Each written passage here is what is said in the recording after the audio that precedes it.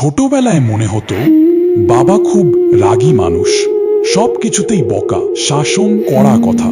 তখন বুঝতাম না একজন মানুষ এত চিন্তা নিয়ে কিভাবে বাঁচে।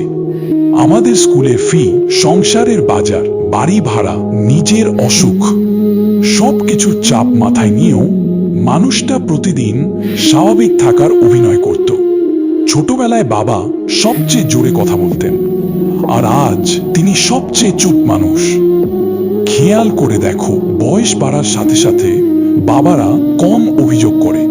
তারা নিজের কষ্টগুলো আর কাউকে বলতে চায় না, শুধু চুপচাপ সহ্য করে যায়।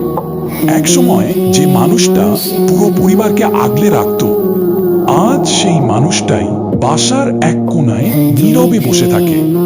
আগে বাবা নতুন জামা কিনত না, কারণ সন্তানের বই কিনতে হতো। নিজের শখ বাদ দিত শুধু পরিবারের মুখে হাসি দেখার জন্য। অথচ আমরা বড় হয়ে ভাবি বাবা হয়তো আমাদের বুঝে না। আসলে বাবারা ভালোবাসাটা মুখে কম বলে, দায়িত্ব দিয়েই প্রকাশ করে। একটা সময় আসে যখন বাবার হাঁটা ধীর হয়ে যায়, চোখের দৃষ্টি ঝাপসা হয়ে যায়, কণ্ঠের জোর কমে যায়। কিন্তু একটা জিনিস কখনো কমে না, সন্তানের জন্য তার চিন্তা।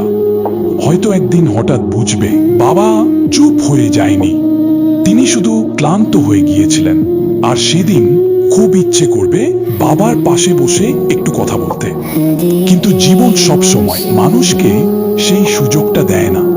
বাবাকে সময় থাকতে মূল্য দাও, কারণ পৃথিবীতে বাবার মতো নীরব যোদ্ধা খুব কম আছে।